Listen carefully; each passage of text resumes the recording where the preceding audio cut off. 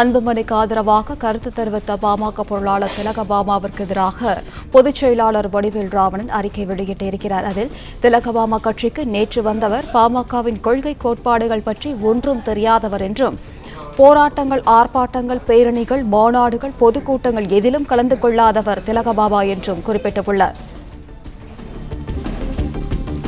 அன்புமணிக்கு ஆதரவாக கருத்து தெரிவித்த பாமக பொருளாளர் திலகபாமாவிற்கு எதிராக பொதுச் செயலாளர் வடிவேல் ராவணன் அறிக்கை வெளியிட்டிருக்கிறார். அதில் திலகபாமா கட்சிக்கு நேற்று வந்தவர் பாமகவின் கொள்கை கோட்பாடுகள் பற்றி ஒன்றும் தெரியாதவர் என்றும், மேலும் போராட்டங்கள், ஆர்ப்பாட்டங்கள், பேரணிகள், மாநாடுகள், பொதுக்கூட்டங்கள் என்று எதிலும் கலந்து கொள்ளாதவர் திலகபாமா என்றும் வடிவேல் ராவணன் குறிப்பிட்டுள்ளார். அன்புமணிக்கு ஆதரவாக கருத்து தெரிவித்த பாமக பொருளாளர் திலகபாமாவிற்கு எதிராக பொதுச் செயலாளர் வடிவேல் ராவணன் அறிக்கை ஒன்றை வெளியிட்டிருக்கிறார். கூடுதல் விவரங்களை வழங்குகிறார் செய்தியாளர் ராஜகுமரன். ராஜகுமரன், வணக்கம். விவரம்.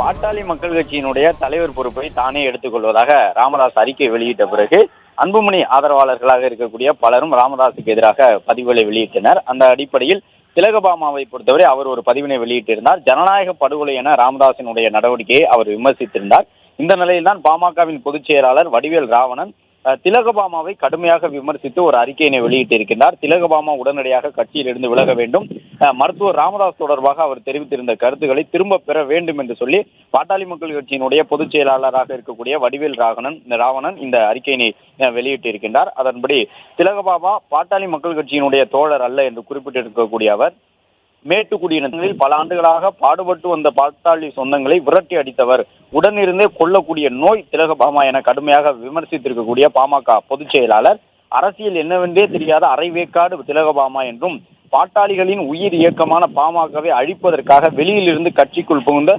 நோய்க்கிருமி என்றும் குறிப்பிட்டிருக்கின்றார்.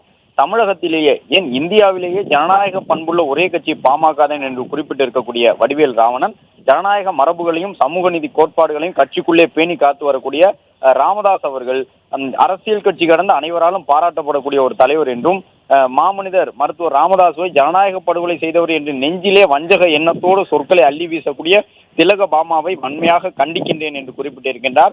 கடந்த 35 ஆண்டுகளுக்கு மேலாக அரசியல் நடவடிக்கைகளில் ஈடுபட்டு வரக்கூடிய தனக்கு பல்வேறு மாநில பொறுப்புகளை ஏற்று பணியாற்றி வந்த தான் 15 ஆண்டுகளுக்கு மேலாக பொதுச் செயலாளர் பொறுப்பில் இருந்து வருகின்றேன் என்று குறிப்பிட்டிருக்கக்கூடிய வடிவேல் ராவணன், நெஞ்சிலே கொஞ்சமும் நன்றி உணர்ச்சியின்றி மருத்துவர் ராமதாஸ் அவர்களை வசைபாடி இருக்கக்கூடிய திலகபாமா உடனடியாக கட்சியிலிருந்து வெளியேறி விடுவதுதான் அவருக்கு நல்லது என்று எச்சரித்திருக்கின்றார்.